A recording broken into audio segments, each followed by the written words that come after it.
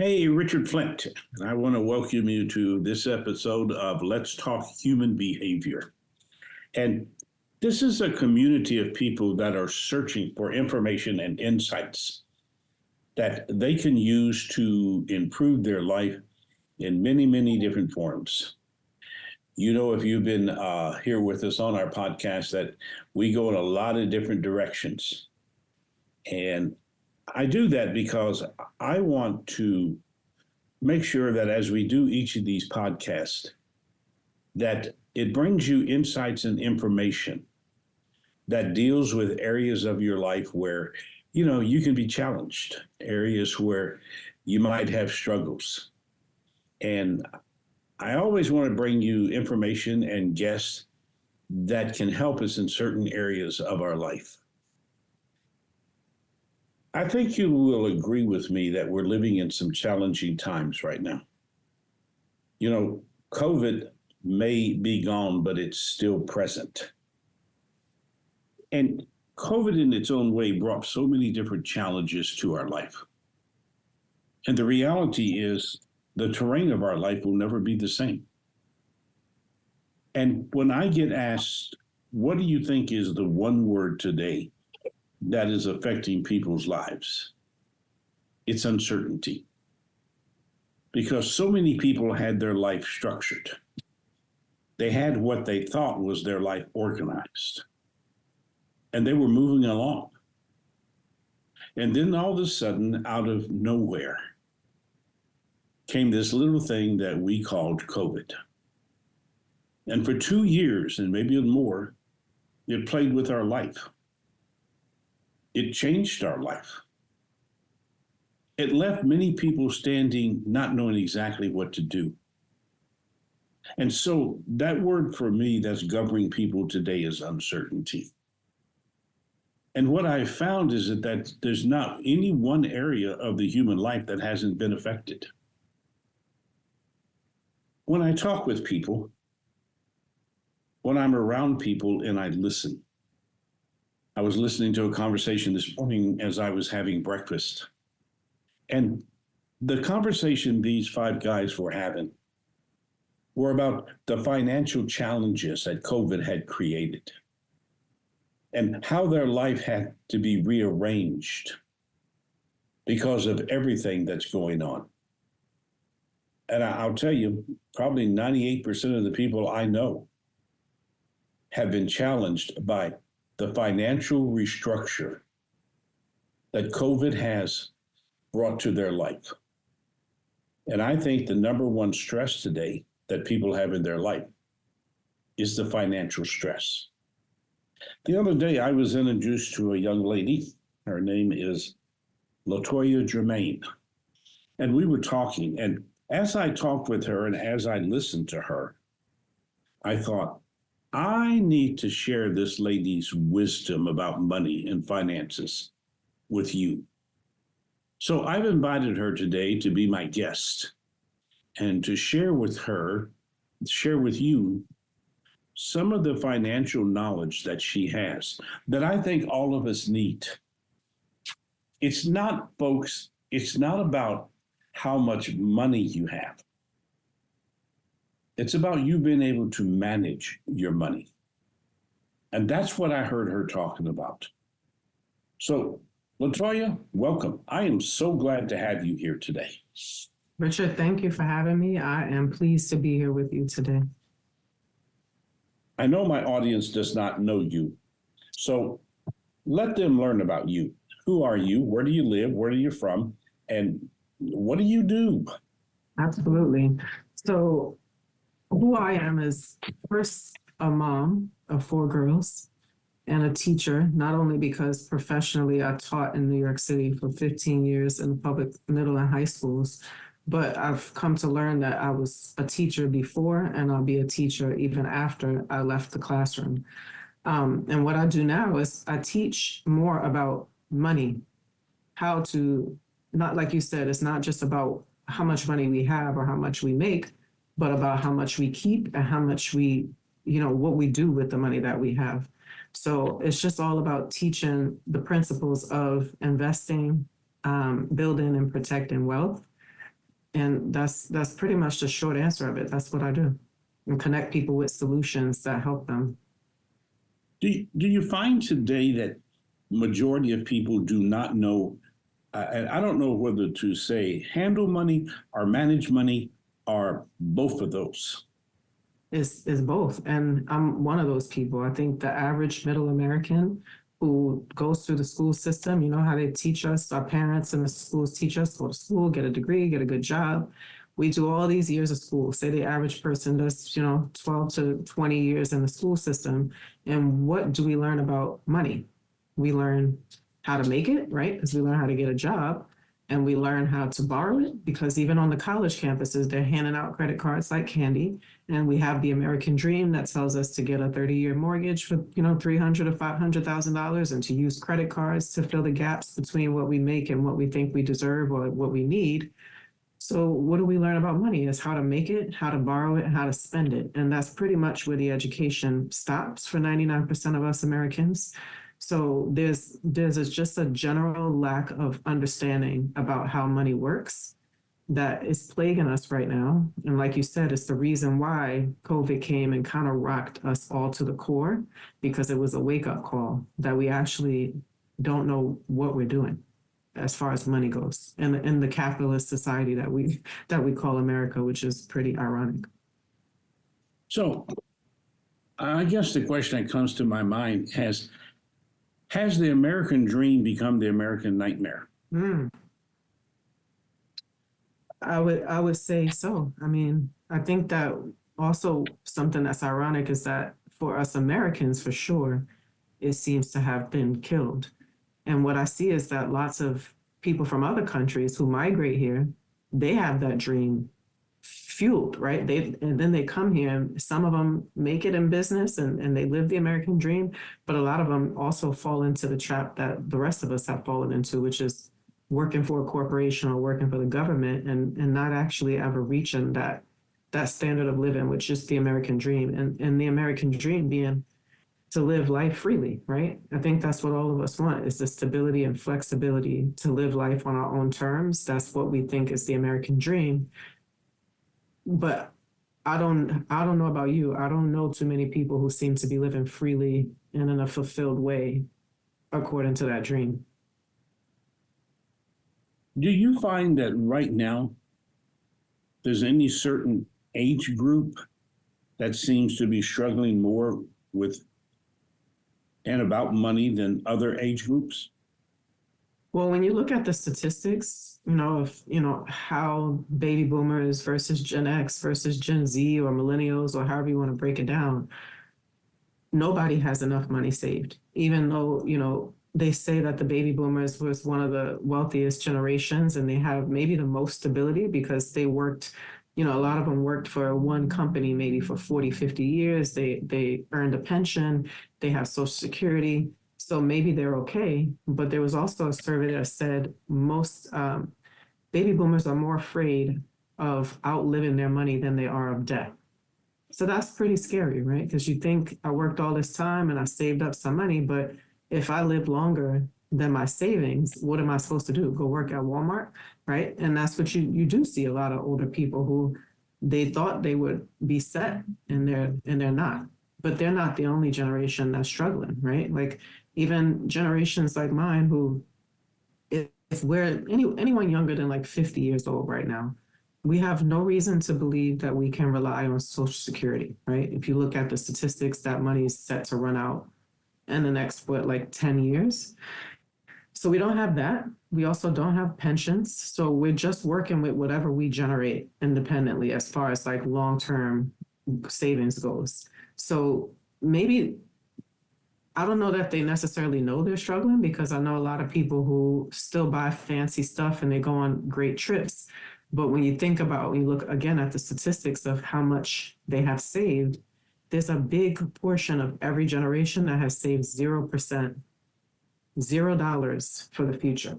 Meaning that this is why when something happens like COVID and they realize that that job is not as secure as they thought, they have nothing to go off of, right? And so to answer your question, I don't think that there's any one generation that is more or less suffering. I think that there are individuals, on the higher end of each generation that may be a little better off than others. But generally speaking, across all the generations, people haven't figured it out. And they're just kind of skating through, hoping that everything works out and winging it. And that's where most people are. Well, one of the things that I've heard, and I have friends who are in this, that and I'm going to preface this by saying it this way. I think the fear that the baby boomers have that they're going to run out of money, Mm-hmm. I think it has turned that fear into a point of them being frightened. Mm-hmm. And so what that has created is an emotional reaction to life. Mm-hmm. And I hear a lot of them talking about, I got to go back to work. I've worked all these years to be able to have a comfortable lifestyle when I retire, which I don't like that word. I don't think anyone retires. I think you're supposed to just find the next chapter for your life. Mm-hmm. But they're frightened today. Mm-hmm. And I think they're angry. Stop. I think also they're very, very frustrated. And I think they're stressed because they've been left in a time of not only uncertainty, but a time of unknown about what to do. Mm-hmm. Mm-hmm. I would agree with that. And I mean, yeah, I'm sorry, go ahead. No, go ahead, please. I was just thinking of specific examples, like I have a friend whose mom is in her 60s and she's forced to continue working, but her body is not able to continue working. She still has to show up every day, and she works at a Stewart's ice cream shop. And she's suffering on a daily basis because if she stops working, she doesn't have money to take care of her basic expenses, but she doesn't have any other option. So it's almost like she just has to work until she dies, or her body entirely, shuts down. And that's not unusual, which is sad. Well, and it seems that's becoming more of the rule than the exception. Mm-hmm. So let me turn this in a different direction for a second. Do you think that over the years of the baby boomers and the financial security that people have felt, do you think it's possible that parents have been guilty of not teaching their children how to manage money, but on the flip side, they've given them too much? I don't know. I could speak from my own personal experience and from the experiences of people that I've spoken to. So I know that this is not like a sweeping truth, but how can your parents teach you something they don't know? So they can't necessarily be guilty because they don't have the information themselves. Like I think my mom would be considered at the end of the baby boomers generation, but she doesn't have any specific financial literacy of her own to have taught me. And she raised us in survival mode. Like she's just making it, single mom. And what she taught me about money is that if you have extra, you spend it. You do what makes you happy. Like if you find something that you like, go buy it. There was absolutely no education about saving. She doesn't save for herself. So I think there's no need for us to feel guilt or to shame individuals about what they don't know, because if you don't know, you just don't know. You don't even know what you don't know to go seek out the information.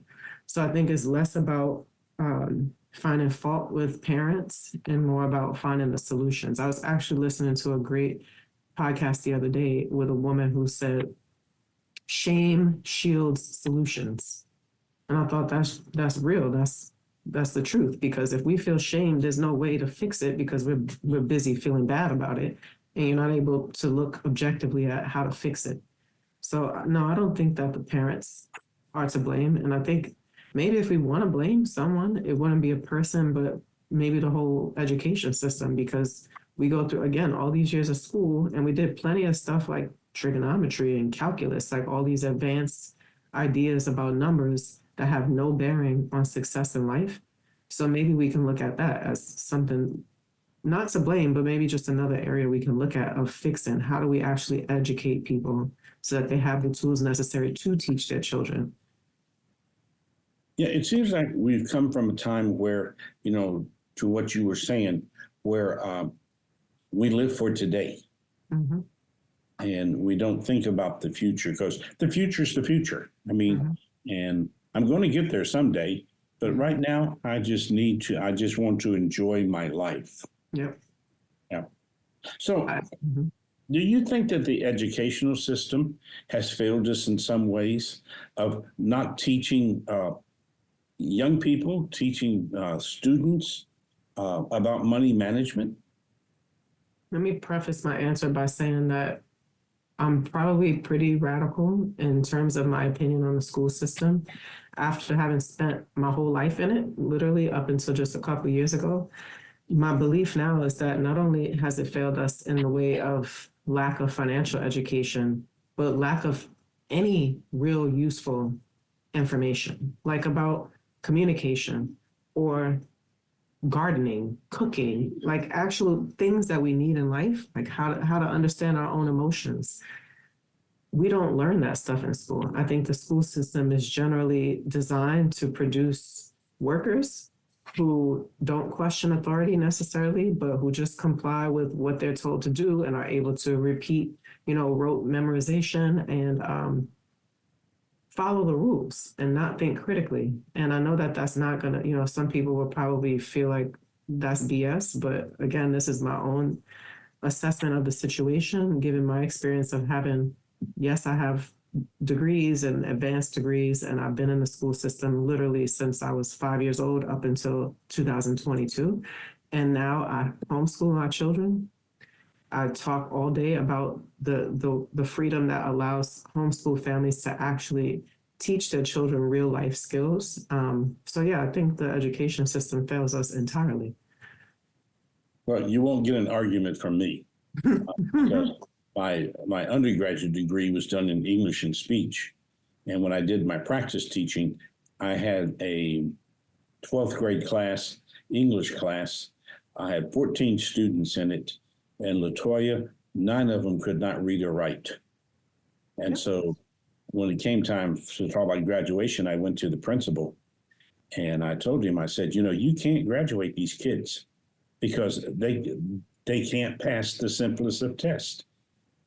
And he said, you know what? He said, if we don't graduate them, we're going to hurt them. I said, well, isn't that a lie? Because if we graduate them and they go out into the world, they're going to learn real quickly. They don't know how to function in the world. Absolutely. And I've had similar experiences. Yeah, I think the same thing goes with the financial part of this. I think we have not done the job of teaching young people about life and preparing for life. We have pushed them through with information that, in a lot of ways, they'll never use. Yep. And it's the same thing in college. I mean, a young person goes to college and they have to take classes they took in high school, their first 2 years, because that's the way the college generates money. Exactly. I think that's part of the problem too, is that people have been conditioned so strongly just to see college as that's it. Like college, and we failed to understand that these are businesses. These college institutions, they're for-profit business, and this you wouldn't be the only one who has a degree, and it's like, what's the point? Not necessarily what's the point, but like, my husband has an undergraduate degree, and he works in sheet metal work with other people who don't have degrees and make solid, healthy 6-figure salaries. He's not using his degree in rhetoric when he's putting up sheet metal boxes, So that's just another institution that is dying, that people are keeping alive just through tradition and not, really being honest about what you just said, which is that we're not actually serving people in the best way through the school system. And my last year in the school, it was like yours, where most of my years I spent teaching ninth grade, and I taught language arts. And in ninth grade, high school, there's an expectation that you must earn the credit. But my last year of teaching, I was teaching an 8th grade class, and I didn't know, but the kids know, they don't have to do anything in order to pass. In middle school, they're just social promotion. So in my last year of teaching, it was remote during COVID, at the end of COVID. And I had 8th graders who I'd never seen their face because we were doing school on Zoom, never saw their face, never heard their voice. They would log into the classroom to get attendance, and they would keep their cameras off and never respond for the entire school year. Never submit an assignment, absolutely nothing besides logging in. And at the end of the year, when it was time for me to submit my grades, I was told by the guidance counselor that in order for a student to fail, you as a teacher, you need to compile a portfolio. You need to provide proof of how they failed, why they failed, what did you do, provide, samples of their work. And that was most of my class. So I'm like, first, that's not even possible. How can I present work from these students who never showed me anything? I don't have anything. And there was just this wink, wink. You don't do the portfolio, you just pass them. Right. So now they're going to go into high school. And then I started to understand, well, this is why I've had 9th and 10th and 11th and 12th grade students who read at a kindergarten level, and they can't even decode words, but they're going to graduate. They're going to just get through the system. And like you said, they'll come out having no life skills whatsoever and not being able to cope in the real world. You use the term, and I like the term. I've used it many times. And the term is life skills, because, you either live or you exist. And what I find today is most people are not living, they're existing. And I was at a place we have here called Panera Bread recently, and I'd gotten to know the manager, and he walked by when I was there, and I said, "How you doing?" He said, "I'm living the dream." I said, "Do you know what the dream is?" He said, "Have no idea." But I think that's reality. And I think one of the areas, is that people lack financial, not smarts, but financial education. So when we use the term financial education, what does that mean to you? To put it simply, it means freedom and flexibility. But to be more specific, it's not only like what people think, like the principles of investing, right? How do I build and protect wealth? But it's also understanding the different ways of generating income, right? Because, for example, if you've read any of Robert Kiyosaki's work, he talks about the cash flow quadrant and that there's 4 ways to make money. But most of us only know about 2 of them. Right. So 99% of the population, what do we know? We know how to get a job, which everybody knows what that is. You show up, you do what they tell you. You have a boss. They tell you when to clock in, when to clock out, when you can use the bathroom, kind of like school, right? Like the extension of school. And then some of us are like, I don't like this. I don't like having a boss. I don't want somebody telling me when to come and go. I'll be self-employed. And this is where most people think they own a business. So you talk to people and they say, I own my own business. Reality, they're self-employed, meaning it doesn't matter if they're like a hairdresser or they own their own restaurant, whatever they do, if they are 100% responsible for that income, like say they're sick or they want to take a day off or they want to travel with their family, if they don't go into that shop and turn the lights on, there's no business happening, right? Like they are the lifeblood of that business. So in that category, people may end up having the income that they want. Like maybe they make more money self-employed than they do in a job, but do they have the lifestyle? Do they have the time? Or on the flip side, maybe you have the time, right? Because you can work on your own schedule, but do you have the income that you thought you would compared to having a job, right? So this is where 99% of the country is. We either have a job or we own a job.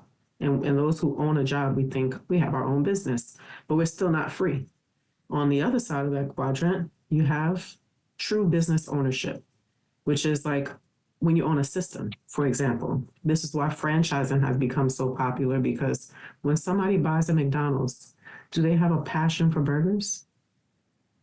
No. You're buying a McDonald's because it's a system. And no matter where you see McDonald's across the country or the world, there's usually a line out front. And there's a sign that says 80 billion burgers sold, right? But the owner of that McDonald's is not in the back flipping burgers. The owner bought that McDonald's not only because of the recognition of the brand, right? Everybody knows the Golden Arches, but also because a system exists that actually works, right? So the 1%, the wealthy, they have businesses that are run on systems. We are not taught about the power of a system-driven income in general society. And the fourth way of making money, which is investing, that is another part of financial literacy or financial education that we don't have, right? Because money always is going to make money. Money doesn't get sick. It doesn't get tired. It works when we're sleeping. So that side of the cash flow quadrant of actually owning system-driven businesses and investing, most of us don't have access to. So we're stuck on this side where we're chasing dollars and in a very insecure, limited kind of way, right? Like if you own your own business, there's only so many hours a day you can work. How many heads of hair can you cut in a day? Or like we saw in COVID, what if you can't even operate your business because the government says so, that you can't even open the restaurant? So that side of the cash flow quadrant is limited and it's insecure. But that's where most of us exist. So financial education is teaching people that, first of all, there's a whole other side, right? Like if we understand how to leverage systems, we can create systems that drive income and we can multiply them, right? So we don't trade our time for money in the way we would on the left side when we're working for other people or working for ourselves. Instead of trading our time for money, we're leveraging systems and providing solutions that bring income, through capital gains. Dividends and royalties and capital gains, as opposed to just salary and commissions and profit margins. We for years I've heard people throw around the word I'm an entrepreneur, and so I ask people, what does that mean? Well, I'm working for myself. And my question back to them is, if you hired you, would you keep you or would you fire you?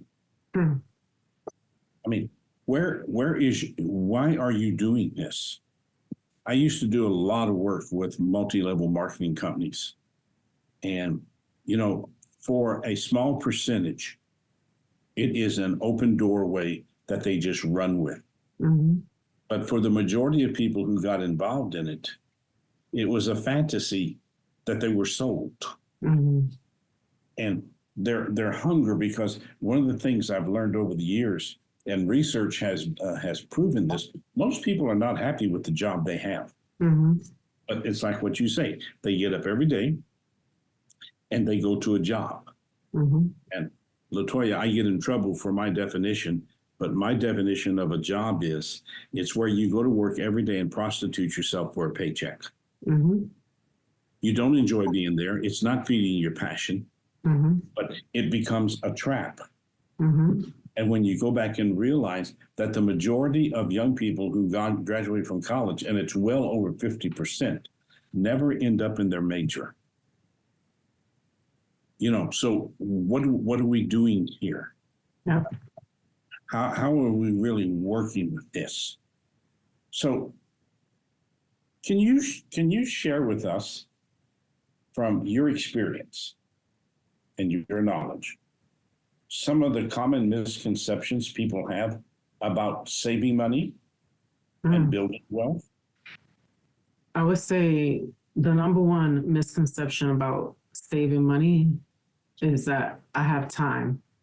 People always think they know it's important to save, but they feel like not right now. It's like I have a wedding coming up, or I want to get out of debt first, or whatever the reasons are. We all have reasons why not to start now, but people think it's more about how much you save when it's really about how soon you start saving, because people don't understand the power of compound interest.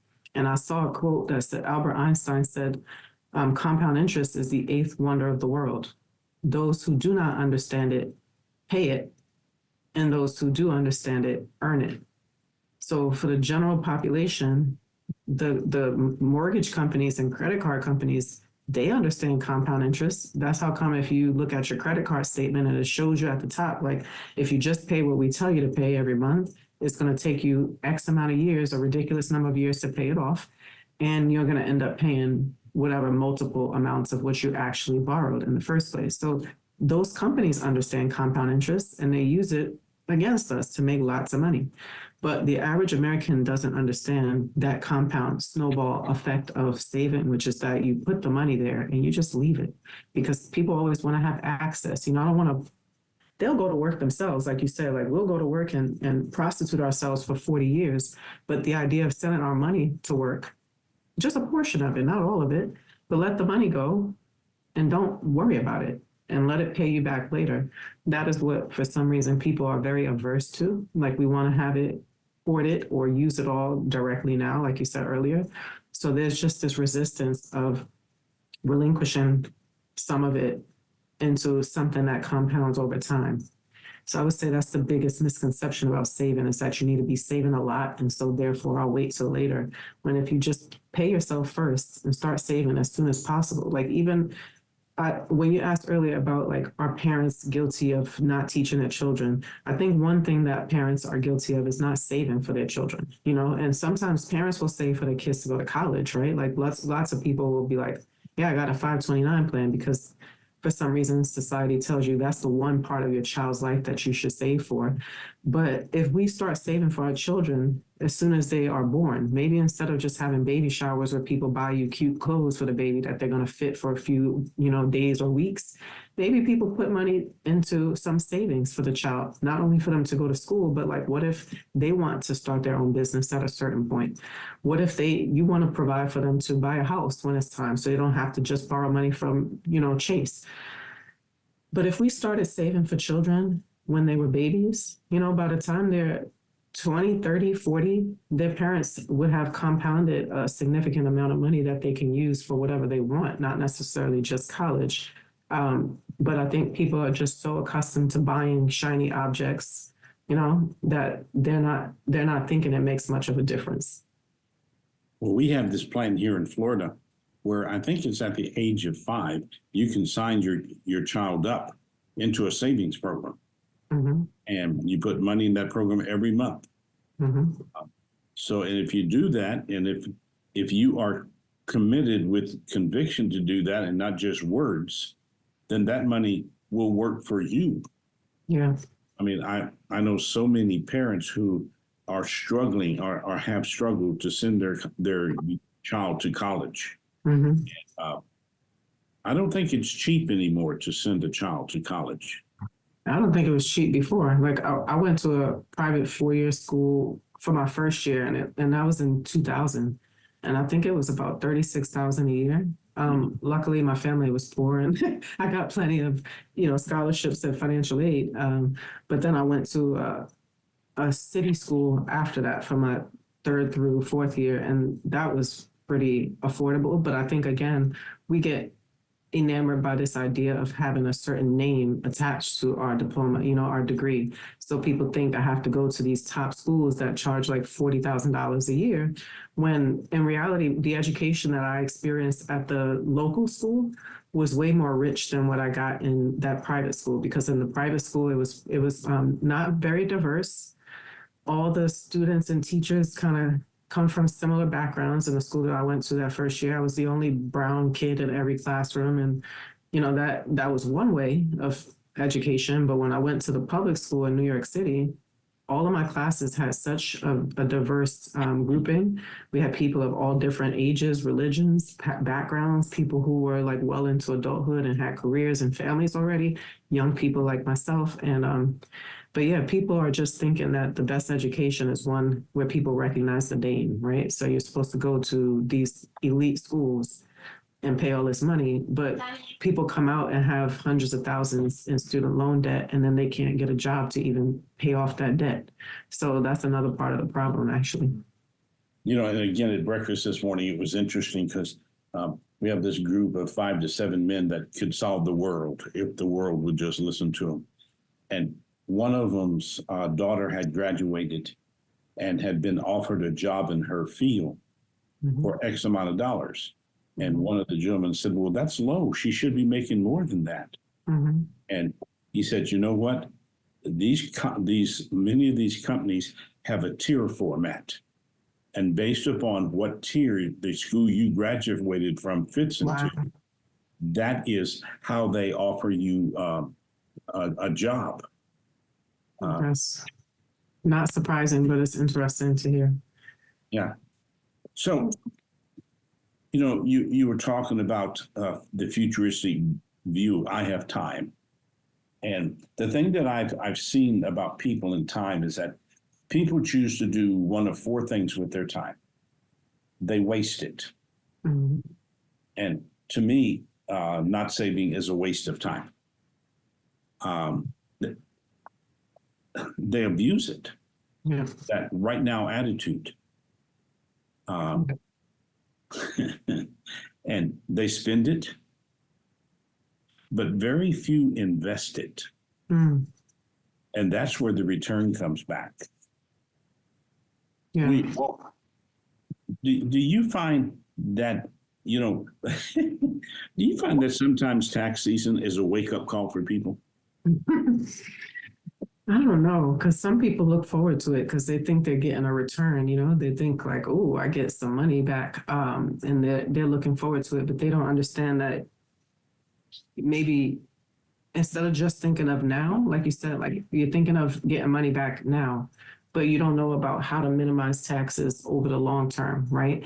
So there's a lack of understanding of the true implications of taxes on our wealth generation, because when you think about some people get excited around tax time, depending on if they will get a return, and some people like dread it because they know they may owe some money. But not many people are talking about what's going to happen to our long-term savings that we're dumping into all these tax deferred accounts, right? Like nobody likes to pay more taxes than they have to, but when you think of the majority of working Americans who have tax deferred accounts to their employers, right? Because that's the majority of people who save anything for retirement.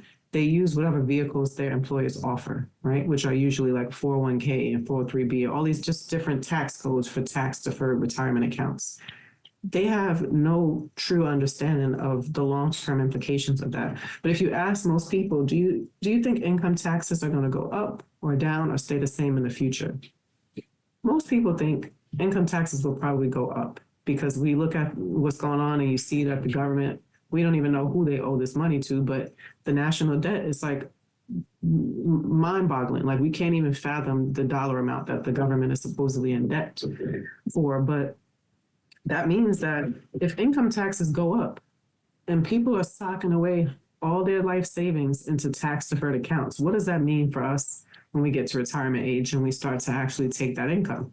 Doesn't that mean like we might have gotten a lower tax bracket this year, right? We might have written off a portion of our income, but we pushed it into the future. We kicked the can down the road. And it's basically Uncle Sam decides at that point how much of it is theirs, right? But there's no conversation really about that. Again, because who's talking about it? Where do people go to find information about this in the general population? Nobody's even thinking about it, because everybody wants to talk about what's on TV or what's happening in sports. But nobody's thinking of, I'm putting all this money away and the government will just decide how much I owe them later. That's kind of like if, let's say, Rich, if you wanted to borrow money from me, like, Toya, I need $100,000 for my business, and I'm like, here you go. But there's no conversation of what is the interest? Like, what am I going to owe you when I come back? That's kind of what's happening in people's long-term savings. You just put money away with no foresight on what the government is going to say they're entitled to out of your hard-earned money. So I think in terms of taxes, that's more of what the issue is than what happens around April 15th. I think it's more so like what's going to happen in 20, 30 years when people think they've saved $1 million, but the government says, 50 to 70 or 90% of it is mine. People don't know. People think income taxes are high now, but they don't know that the highest ever marginal tax rate was over 90%. And that's when 401ks and all that tax deferred stuff started, actually, when people wanted to say, you know what, hold up, let me just push that into the future and pay the taxes later. But now we've gotten to a place where, at least for the last couple generations, people just only know a certain type of account, like those tax deferred accounts, because that's what their parents did. So I think that's more of the issue, is that there's not a lot of knowledge or conversation about the long-term tax implications of our wealth building. This is my radical idea, okay? I, I would like to put together citizenship that sued the federal government for fraudulent spending. Yeah. Because the tax dollars are supposed to be spent to help us. And yet there is so much being spent because they owe somebody something. Someone in Washington owes somebody something. Right. And I think I don't mind paying taxes until I realize that they're wasting my money that I have worked hard for. Yep. And they have all these, like you said, they're supposed to help, right? So they have all these social programs, and people think, they're taking care of us because we have Social Security and Medicare and Medicaid. But these are unfunded obligations that the government has, right? These are things that they've promised to pay, and they don't have the money to pay for it. And not only that, when you think about those types of programs or like veterans support programs, are they actually doing a good job? Even if they do provide these services like Medicaid and Medicare and the VA benefits, how is the treatment? Like when you look at the state of our veterans in this country who dedicated their lives, what's the situation? A lot of them are struggling. A lot of them are homeless and they're not getting the care that they need physically or psychologically, but the government is paying for it with our tax dollars. So I think there's a lot to be said about what your proposal is. I think, if more people wake up to the reality that they're mishandling this money, even though there's a lot of it that they're taking from us, because it's not just income taxes. They tax the money that we make on our salaries. They tax us on all the food and the clothes and the bills. So it's way more than people even think about in terms of taxes, and they're mishandling it. I agree. Well, and I agree with you. But, it's the government. But I think they have responsibility to us too. Mm-hmm. And so if we could spend an hour and 2 hours a day talking about that. Mm-hmm. But in your experience, are there some key financial rules or principles that people could implement into their life to help them secure their future? Yeah, I think like the biggest one is, like you mentioned, the power of time. Understanding that there's a dollar value of time. That's one key fundamental. Another thing is understanding that there's three priorities in terms of investing. Everybody wants safety, they want growth, and they want liquidity or access. But there's no one strategy or product that has all three. There's no like magic unicorn. So it's important for people to understand, like, there's fixed and there's variable and there's index accounts. And none of them is perfect, because if you have fixed accounts like CDs and savings accounts, your money's safe and usually accessible, but it's not going to grow very much. That's just, somewhere where you can have your money liquid and available. And then there's variable accounts, where another key point is that people need to understand the difference between the average and the actual rates of return. And a lot of people outsource this whole topic. That's another issue where, they say, I have a guy, I have a financial advisor and my family uses this guy. But that relationship is usually transactional, right? The family is paying this professional 1 or 2% of their investments over the course of decades.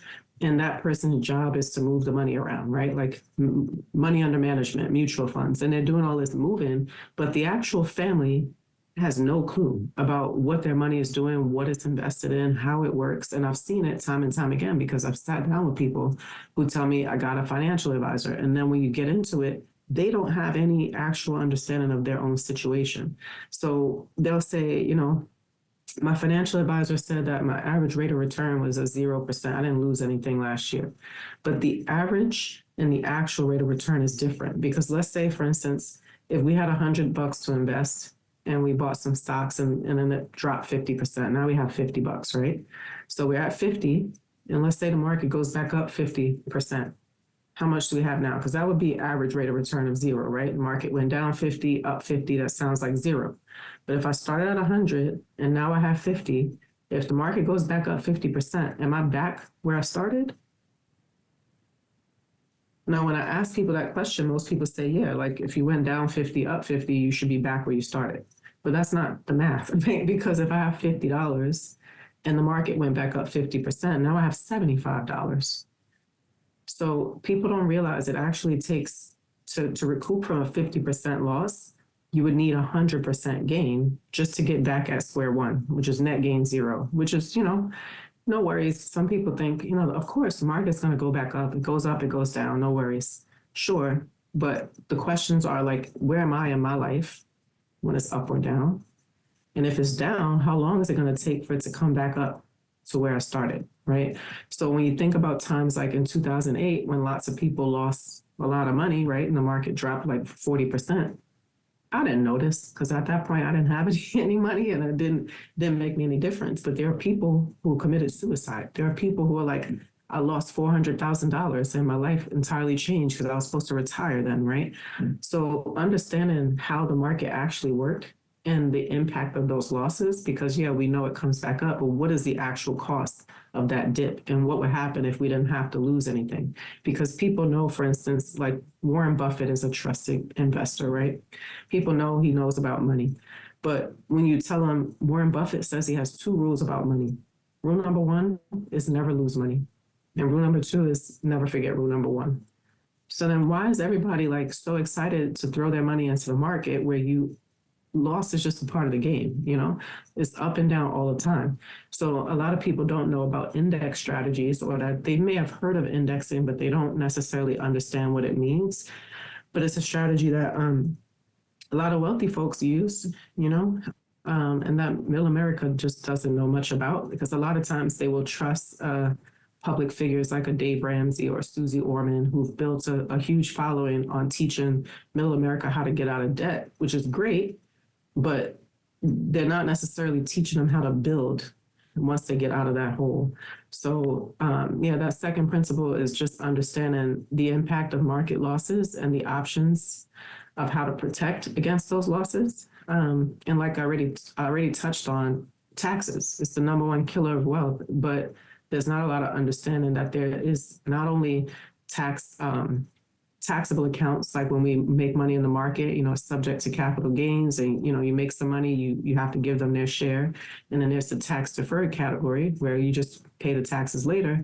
But there's this third category called tax advantage, which people don't necessarily know about, which you use the taxed dollars to fund these types of accounts so that the growth in the distribution is not taxable. So I would say that those are key ideas. But I think even bigger is the one that I talked about before, which is that just having a job or owning your own job, that's only part of how to make money.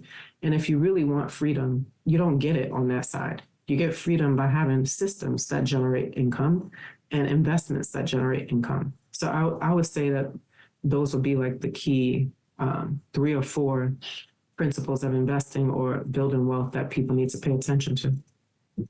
Wow, you've given us a lot to think about. I know that was probably a lot. No, but this is what we need. And let's talk human behavior. I mean, this is what I'm all about in this show. Is I'm to the realization that most people don't think they think they think. Mm.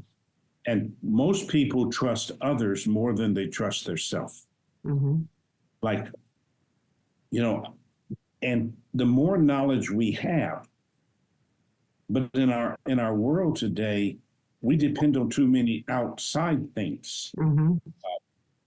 We depend on like Google. We depend on the internet. Mm-hmm. And I tell you, I'm trying to learn as much as I can, but the more I dig into AI, the more it frightens me in a lot of ways. Mm-hmm. Because I think it's another tool to make people not have to think. And that frightens me. Yeah.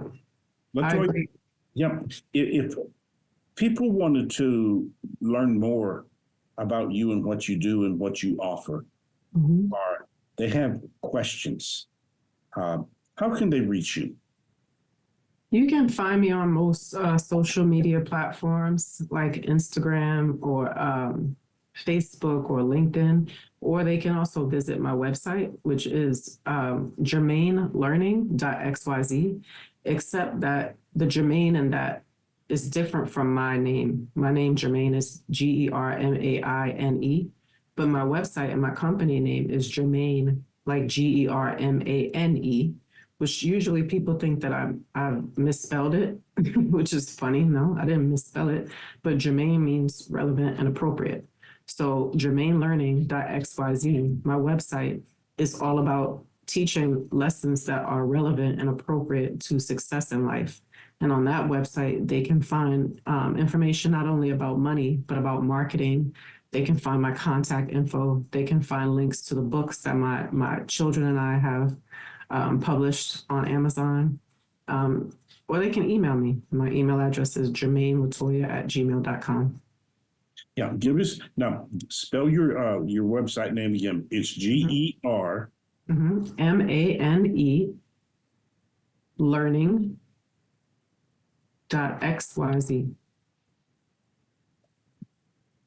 I can't begin to tell you how much I appreciate this and you spending the time with me today, because I think you've given people quite a bit to think about.